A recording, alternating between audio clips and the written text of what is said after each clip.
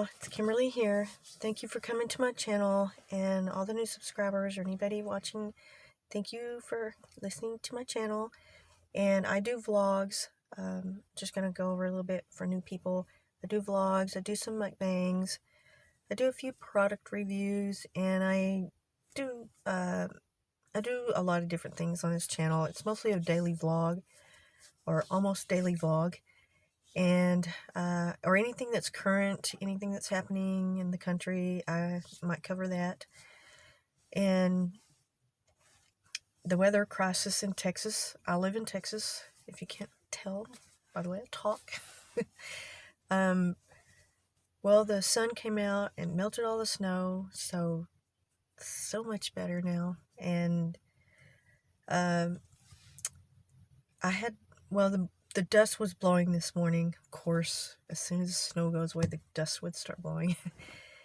And this morning, I was really stopped up, and I was like a mouth breather this morning, so I might sound a little nasally or weird. I'm still kind of affected by it. I feel a little puffy and strange. Well, most people have gotten their power back, but there's still hundreds of thousands that don't have it. Oh, and I need to correct myself.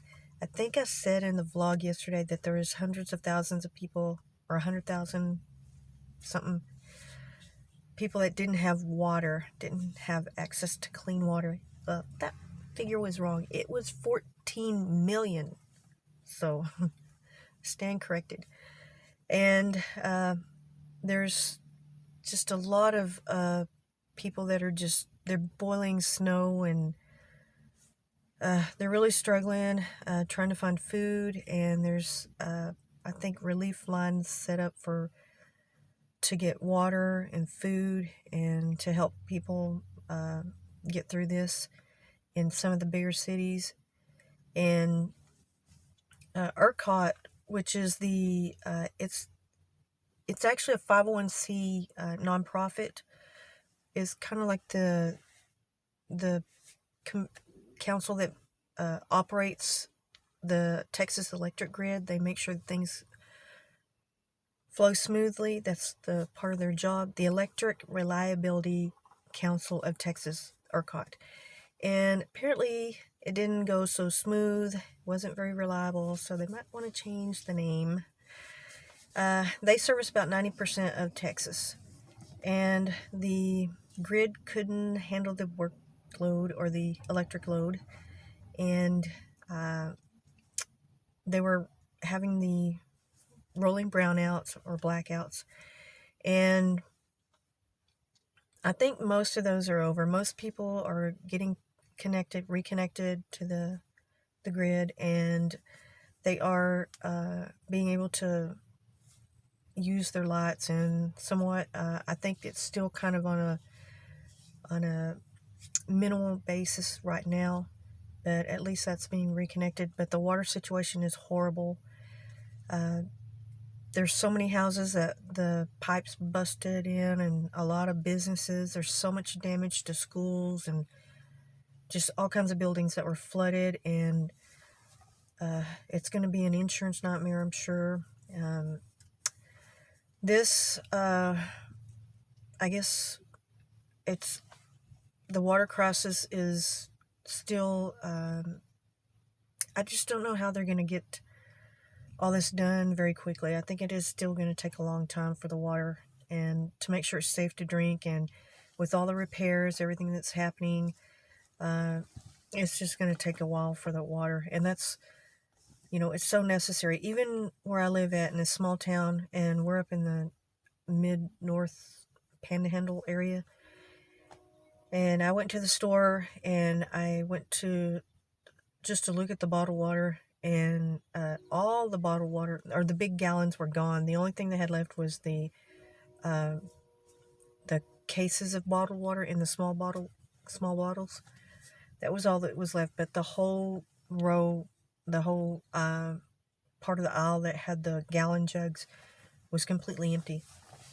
So people were kind of affected up here, but I don't think it's not near as bad as the way it is down a little bit further in some of the larger towns. And I think it's Houston, San Antonio, and Austin that are having to boil water. And there might be some other, I'm sure there's other cities, other areas too. But they're under a boil water notice, which is really inconvenient. And it, you know, you have to strain it. You got to make sure it's clean, there, all that. A lot of people are, you know, drinking the snow water. They're having to, you know, boil it and filter it just to drink and to bathe in and other things, you know, get water to cook in, you know. So that's just, it's a pain. It's a horrible pain to have to go through something like that and not to have that at your convenience, especially if you got kids and trying to cook a whole meal or get everybody, you know, showers or whatever. It's I can relate. It's just awful.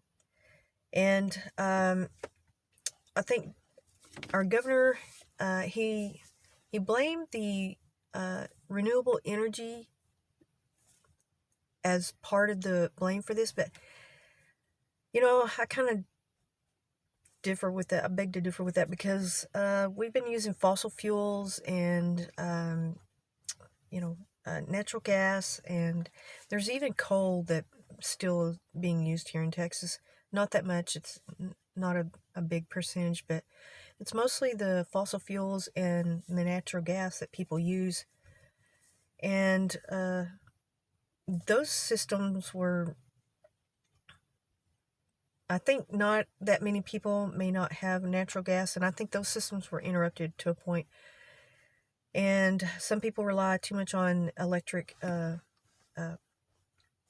their heating systems are all electric instead of having a system with propane or natural gas or even a wood stove, a fireplace or something like that.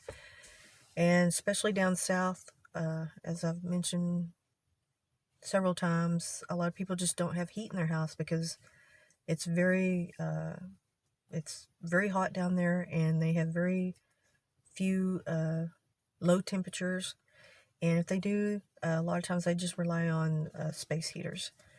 But I think after this, and knowing that the climate change is getting worse, and in the future it will get worse, I think a lot of people are probably going to be thinking about getting propane or something renewable. I mean, not renewable. Well, renewable, if they can get some kind of renewable alternative to heat. I think a lot of people are going to think about that, or a generator. A lot of people are thinking about getting generators, and I think that's a good idea. I've seen some even around this little town. There's mobile homes that they have a generator out back in case of a power failure, and that's a good idea. That's a really good idea. And a lot of businesses and hospitals, they use generators too. It kicks on when the power goes out, but it can only be used, you know, for a certain amount of time, and a lot of times you do have to conserve it. You know, it won't last, you know, a week or 2 weeks sometimes. So it depends on how powerful it is. And I think that's a really good idea to think of. I've always wanted to have a generator if I were to move, which eventually I hope I do. And I would like to have solar and a backup generator, and I would love a wood stove or fireplace, because I've always relied on gas for heat, and instead of having central heat, it's more convenient, you know, in case the power does go out. You know, at least you have heat, at least you can heat the water. If you have a gas water heater, I've always liked gas water heaters and gas stoves and gas heat. Because if there's a power failure, at least you have heat, you can take a hot bath, and you can still cook. That's the way I've always relied on natural gas or propane. And I think the estimate was $50 billion in damages. That's, you know, God, that's a huge amount. And in the bigger cities that are still affected, I think Dallas and Fort Worth, I think they're still having some issues too. And as I said, Austin, Houston, and San Antonio, hopefully a lot of those people are being restored some kind of water if it's not major damage. I mean, a lot of the houses, they're going to have to rip out the pipe, all the plumbing, and redo it. And that's, you know, huge expense and a headache, and I feel so bad for these people, you know, just awful. And I believe that Ercot is being sued by a couple that their son, like a 10-year-old boy, he died from hypothermia. I mean, it's just, and there's been like several dozen deaths. I think, can't remember, it's like 37 or 36, or I can't remember the exact number, it's somewhere around there, of people who have died because of this crisis. And I hope no more. Hope that's it. And you know, I wish I had a big, huge water truck I could just take down there and just give them water. You know, I mean, the flooding, not just from the water pipes, but it's also the snow coming in, melting on a lot of roofs and caving them in, and people having to put up with that too. Having a big hole in your house in the roof, plus water damage, no electric. It's a disaster. You know, Governor Abbott, he declared it a disaster, and hopefully these electric bills that are going crazy, I think it's like there's a regular, like a water electric bill that would be normally $200 is coming up $7 or $8,000 or $10,000. That's crazy. And that's just outright price gouging, just complete antitrust violations. These people should not be paying any. It should not be paid at all. It should be reduced. It should go back to what it was before, because that's just there's no way you can say that's not price gouging. And that's like a lot of people, when they sign up for their electric, instead of getting just a fixed rate, they are sometimes not aware that they have a variable rate in their plan, and that's why this is happening. And I can kind of remember situations like that with the gas company years ago in a bad winter, and